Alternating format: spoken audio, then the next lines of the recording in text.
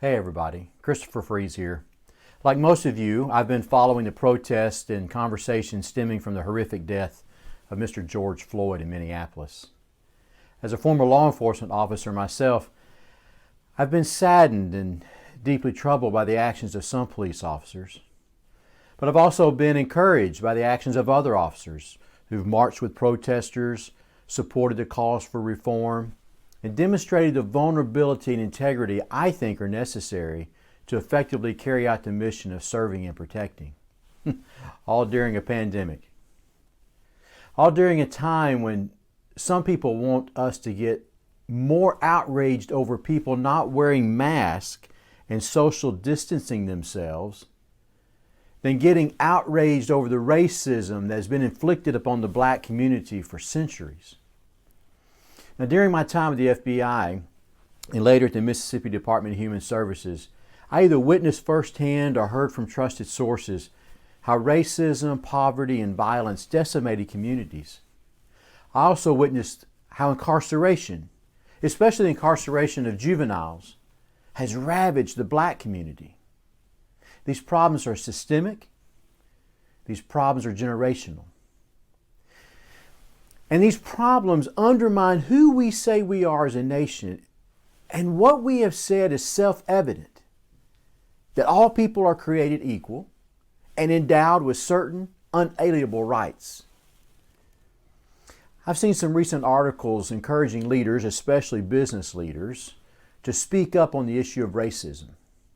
Now, I can appreciate the reasons business leaders are often silent, and I can appreciate the reluctance to speak up, especially in an environment where too many people are quick to shame others.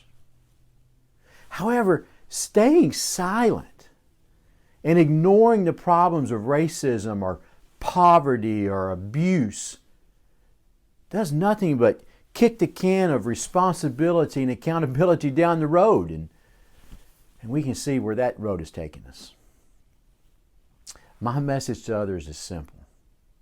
Seek first to understand how adverse childhood experiences and systemic adverse community experiences, such as racism, affect all people before making some uninformed opinion or stupid comment like, "This isn't my problem," or "That's not my job," or "I'm not racist.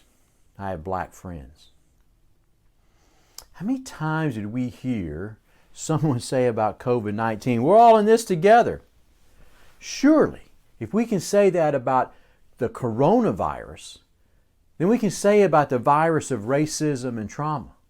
If we can implement Operation Warp Speed to find a cure for COVID-19, then I think we can be as equally determined to find a quick cure for the adversity and trauma that affects generations and large populations of people. If we believe all people are created equal, then we should start acting like that truth is self-evident and not just self-selective for only people who look like me or support my ideas or vote for my party. We are all in this together, so let's start acting like it.